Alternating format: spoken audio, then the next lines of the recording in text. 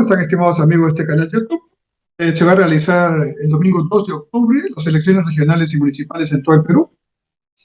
Van a elegir a autoridades subnacionales de todo tipo, 25 gobernadores regionales y sus consejeros correspondientes, eh, más de 160 alcaldes provinciales y sus regidores, y más de 1.800 alcaldes distritales y sus regidores.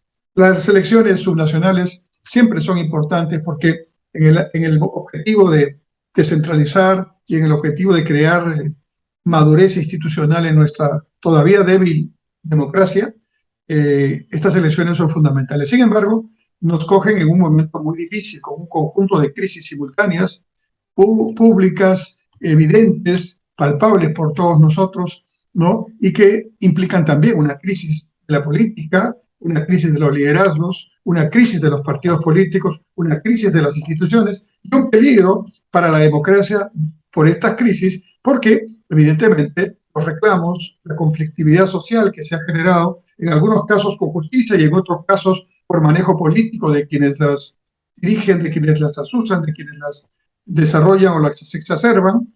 Estamos entonces en un ambiente de una elección donde millones de peruanos vamos a ir a votar y donde la mayoría de los que vamos a ir a votar probablemente hemos decidido nuestro voto a último momento. Se produjo un segundo debate de los candidatos a la Municipalidad Provincial de Lima, que es la representativa, digamos, de los muchos debates que están produciéndose en todo el Perú. Este fue el debate oficial organizado por el Jurado Nacional de Elecciones. Se presentaron los 8 candidatos al municipio provincial. 7 de ellos ya se habían presentado una semana antes en un canal de televisión abierta y lo que evidenció, para tratar de hacer una apreciación general, es una gran pobreza de propuestas, lamentablemente. No me da ningún orgullo decirlo, me gustaría que hayan propuestas importantes.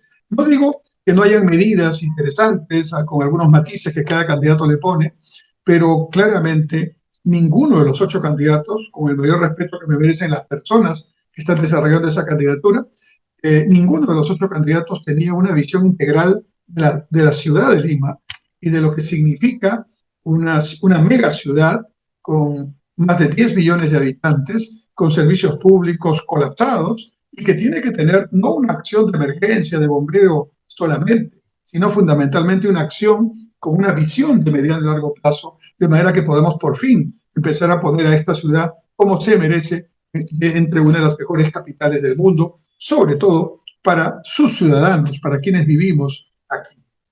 El formato del Jurado Nacional de Elecciones no ayudó. Miren ustedes, estimados amigos, por experiencia que tengo en estas lides y habiendo estado en varios debates públicos auspiciados por el Jurado Nacional de Elecciones, miren, este es un formato que ya restringe todavía más los tiempos. Hoy habían, en este caso, menos candidatos que en comicios pasados, y se pudo aprovechar para darles por lo menos 5 minutos sobre no muchos temas, 2 o 3 temas y punto. Pero en el intento de jugar con una serie de alternativas, al final un debate de casi 2 horas terminó siendo aburrido, poco propositivo y en algunos casos realmente con anécdotas que ni vale la pena recordar. Entonces, el formato no ayudó. Tenían que hablar en 30 segundos, en 1 minuto, en 2 minutos, en minuto y medio. Y por más que tengan la posibilidad de sintetizar bien, no se puede darle a los electores una visión integral de su pensamiento, sus planes, sus propuestas y sobre todo de la manera cómo lo van a hacer, con quién lo van a hacer, con qué financiamiento y en qué tiempo. ¿Qué es lo que necesitamos saber para que no nos vuelvan a engañar y que se recupere en algo la confianza perdida con nuestras autoridades? El formato no ayudó que incluso las anécdotas que se pueden recordar como, digamos, distintivas del debate fue la presencia de los 2 periodistas moderadores, que de moderadores tuvieron poco, porque en realidad claramente intervinieron sesgadamente, por lo menos uno de los moderadores intervino sesgadamente haciendo preguntas que correspondía hacerlas, por supuesto, a 2 de los candidatos, pero en el mismo sentido no se la hizo a los otros, lo lo cual da una situación de total falta de imparcialidad, que es lo mínimo que se debe pedir a moderadores en un evento donde los que tenemos que elegir somos nosotros, no los periodistas, no el Jurado Nacional de Elecciones. Finalmente, para ser justos, voy a tratar de recordar la propuesta que más me llamó la atención de todos los candidatos, porque mi objetivo no es hablar de alguno de ellos en particular, porque cada uno tiene que tomar su decisión.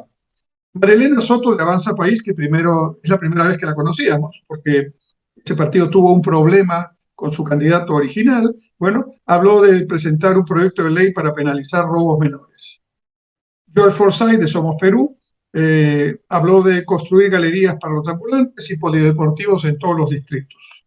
Elizabeth León de Frente de la Esperanza habló también de empadronar a los venezolanos en el Perú y crear una empresa municipal de transporte público, y me imagino similar a Enatu, recuerdan ustedes. Omar Tejada de Alianza para el Progreso insistió en reabrir el centro histórico y peatonalizar, así como priorizar las ciclovías. Daniel Urresti de Podemos Perú se concentró en el tema de seguridad ciudadana, hablando, entre otras cosas, de que va a trabajar con la Policía Nacional y el municipio para incrementar en 200 delincuentes capturados por día y 2.000 patrulleros permanentes, dijo él. Gonzalo Alegría de Juntos por el Perú habló de horarios para los camiones y de revisar los contratos de las concesiones que tiene Lima.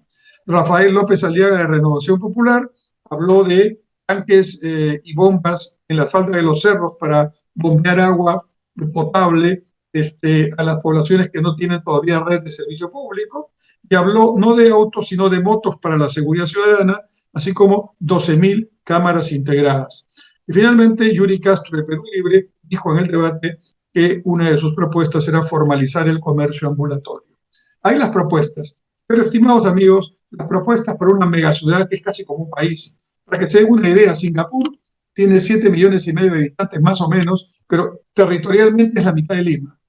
Y es una ciudad, digamos, un país o una ciudad, digamos, que es prácticamente un país y que tiene, digamos, todas las características hoy día modernas en beneficio de su población.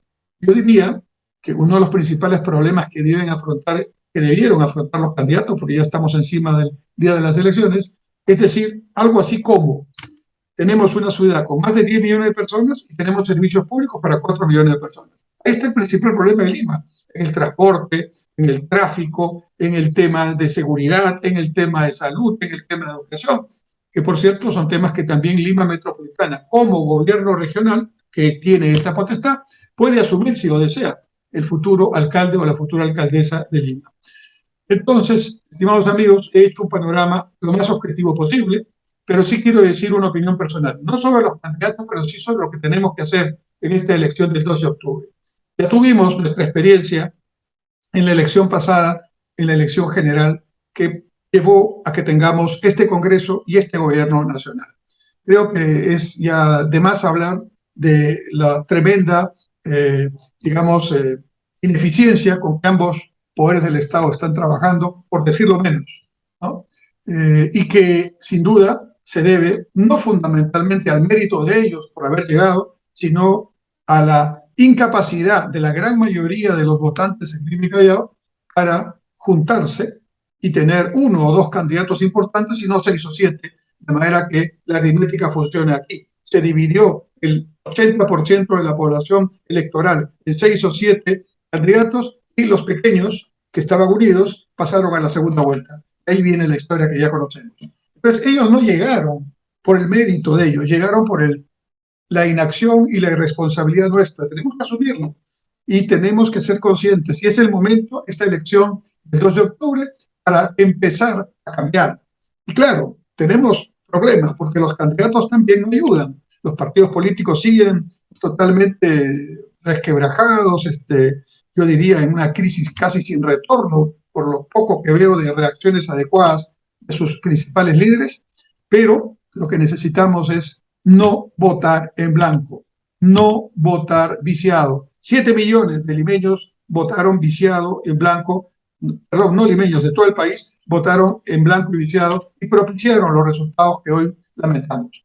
No votemos en blanco, no votemos viciado, vayamos a votar y entre los candidatos que están, aunque nos parezca que ninguno nos convence, busquemos el que asegura democracia, el que asegura que se van a respetar las libertades, el que mínimamente va a cumplir con lo que dice que va a hacer, el que tiene algún equipo y alguna experiencia como para hacerlo. Es nuestra responsabilidad. Empecemos por esta elección y preparémonos para la nueva elección general, donde debemos dar la gran lección democrática de los peruanos, que señale que hemos recapacitado de nuestro propio error y vamos a corregirlo. Si los congresistas no quieren hacerlo en el Congreso, tendremos que corregirlo pronto en las urnas, en el voto nosotros. Muchas gracias.